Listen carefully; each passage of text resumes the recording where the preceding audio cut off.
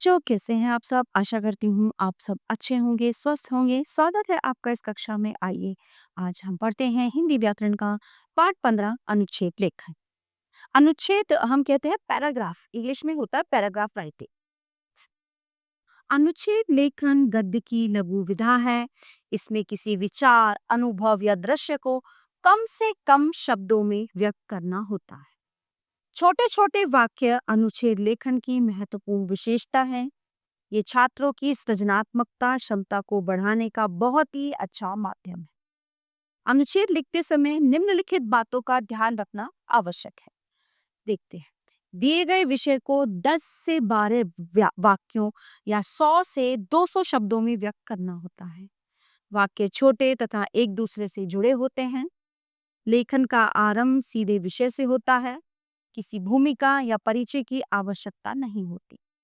विचारों का प्रवाह स्पष्ट होना चाहिए। भाषा सरल, स्पष्ट तथा मुहावरे युक्त होनी चाहिए। विषय का विस्तार सीधे होना चाहिए। अनुच्छेद सीधा और ठोस होता है। रोचकता बनाए रखना अनुच्छेद लेखन की विशेषता होती है।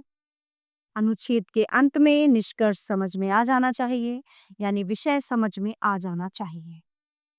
यदि अनुच्छेद लेखन के संकेत बिंदु दिए गए हैं तो उन्हीं के आधार पर विषय का क्रम तैयार करना चाहिए।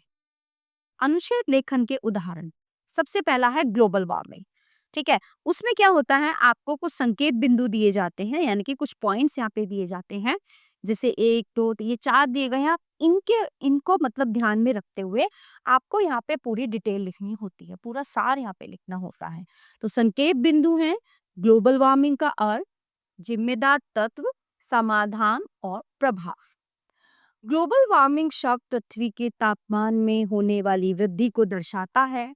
ये एक ऐसी समस्या है जिस पर अगर काबू नहीं किया गया तो एक दिन ये हमारी पृथ्वी को ही नष्ट कर देगा। ग्रीन हाउस प्रभाव पूरे विश्व में तापमान में वृद्धि के लिए जिम्मेदार है। तापमान में वृद्धि से वर्षा चक्र, पारिस्थितिकी संतुलन, मौसम का चक्र आदि प्रभावित होते हैं। ये वनस्पति और कृषि को भी प्रभावित करता है, जिसके कारण हमें दुनिया भर में लगातार बाढ़ और सूखे जैसी परिस्थितियों का सामना करना। सरकारों को चाहिए कि वो लोगों के बीच जागरूकता पैदा करें तथा ऐसे उपकरणों और वाहनों की बिक्री को प्रोत्साहित करें जो पर्यावरण के अनुकूल हो। पेपर, प्लास्टिक और अन्य सामग्रियों के पुनर्चक्रण को प्रोत्साहित करना चाहिए। ऐसे प्रयासों को लोगों द्वारा जमीनी स्तर पर करना अत्यंत आवश्यक है। तभी हम एक प्रभावी तरीके से इस समस्या का मुकाबला कर सकते हैं। अगला विषय यानी कि अगला टॉपिक है हमारा पर्यटन। पर्यटन का अर्थ, पर्यटन से लाभ, अर्थव्यवस्था पर प्रभाव, पर्यटन स्थलों का महत्व। पर्यटन यानी घूमना, बस घूमने के लिए घूमना, आनंद प्राप्ति के लिए घूमना, जिज्ञासा समाधान के लिए घूमना। ऐसे पर्यटन में सुख ही सुख है।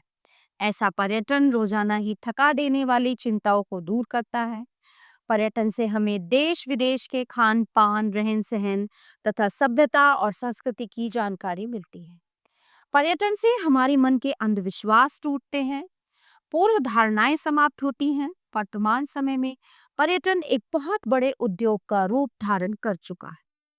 हिमाचल प्रदेश, जम्मू कश्मीर एवं उत्तराखंड जैसे पर्वतीय स्थलों की अर्थव्यवस्था पर्यटन पर ही आधारित है। आज पर्यटन सुविधापूर्ण हो गया है। प्राय सभी प्रसिद्ध स्थलों पर होटलों, भोजनालयों, विश्राम गृहों, मनोरंजन स्थलों एवं यातायात के साधनों की भरमार हो गई। कुछ पर्यटन स्थल प्राकृतिक सौंदर्य के लिए विख्यात है, तो कुछ का एक अलग ही धार्मिक महत्व है। कुछ पर्यटन स्थलों का ऐतिहासिक महत्व है। कुछ पर्यटन स्थल वैज्ञानिक, सांस्कृतिक आदि अन्य महत्व रखते हैं। इनमें से प्राकृतिक सौंदर्य तथा धार्मिक महत्व के पर्यटन स्थलों पर सर्वाधिक भीड़ रहती है। ठीक है, तो इस तरह से हम लिखेंगे। अब यहाँ पे देखिए, आपको अभ्यास में कुछ दिए गए हैं, 2 टॉपिक यहाँ पे दिए गए हैं, राष्ट्रीय एकता और समय का महत्व, और यहाँ पर इसके संकेत बिंदु भी आपको दिए गए हैं दोनों के। तो आपको क्या करना है, खुद अभ्यास करना है लिख के, और जब अभ्यास हमारा ठीक होता है तो हम एग्जाम में, पेपर में अच्छे से उसको कर लेते हैं। प्यारे बच्चों, ये पाठ ये समाप्त होता है। आशा करती हूँ आपको अच्छे से समझ आया होगा। मिलते हैं अगली कक्षा में। धन्यवाद।